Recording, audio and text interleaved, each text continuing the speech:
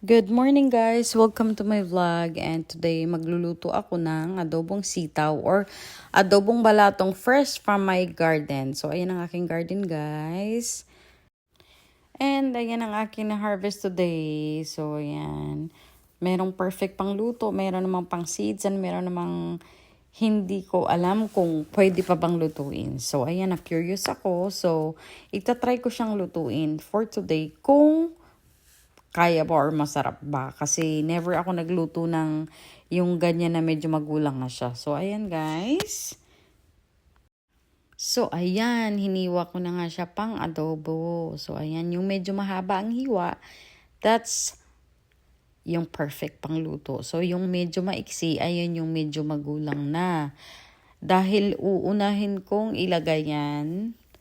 Kasi I think medyo matigas yan siyang lutuin. So, sana naman maging okay. So, ayan nga, isi-share ko sa inyo ang results soon, guys. Kaya, ituturo ko na sa inyo ang simple recipe. So, ito muna, syempre, magigisa ka muna ng bawang and sibuyas.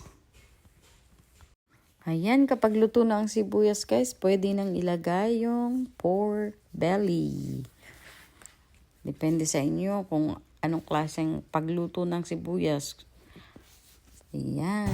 So, ito ang aking pork belly na ilalagay. Pork.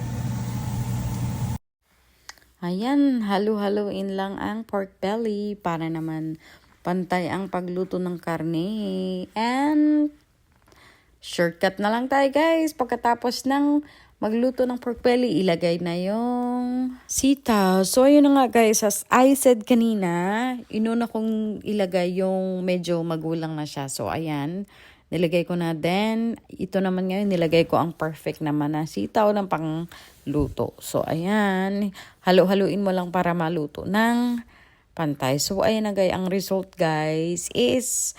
So, ayan guys, nakalimutan ko ipakita ang aking nilagay na seasonings. Ang nilalagay ko pala guys kapag nag-adobo ko is Filipino soy sauce lang and magic sarap. Yun lang ang nilalagay ko. Actually, before nung wala akong magic sarap is soy sauce lang talaga. Hindi ako naglalagay ng salt or anything. Masarap siya basta ang soy sauce lutuin mo lang siya ng matagal. Para perfect ang lasa. So, ang final result guys, ang advice ko lang is wag nang lutuin kasi kahit ganong kasarap ng luto mo pag may nahalong magulang na, para siyang kumakain ng papel. So, hopefully guys, nagustuhan niyo ang aking vlog today and thank you for watching guys. I will try to post more recipe. Thank you.